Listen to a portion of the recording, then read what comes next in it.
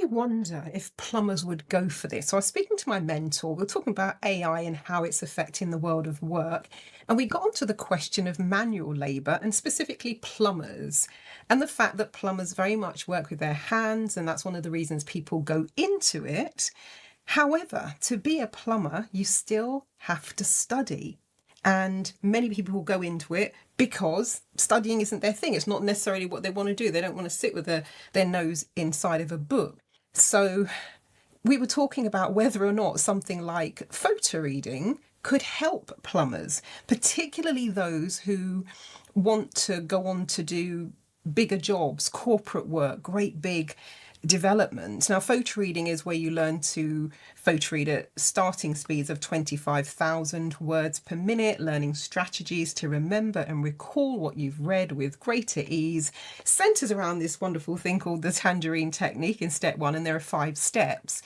And it's about a state of being in relaxed alertness, which helps in all areas of life, even when people do not have to study. And the key thing here is it would make studying easier. It would actually make studying enjoyable, and it would link studying, even academic stuff, bookwork, reading, textbooks, exams. It would link it to your personal learning style, which is then where the ease comes in. It's also about being in the flow state. So there's all of that as well. So yeah, I was just sort of wondering, and I know plumbers are not necessarily sitting there saying, I need to attend a photo reading course because they've never heard of photo reading. But having had the conversation, I'm now thinking if they knew about it, is it something plumbers would go for? What are your thoughts? I don't know. And for those I haven't met before, it's Marilyn Devonish here, the NeuroSuccess coach, rapid transformation specialist and futurist, and certified photo reading instructor since March 2002.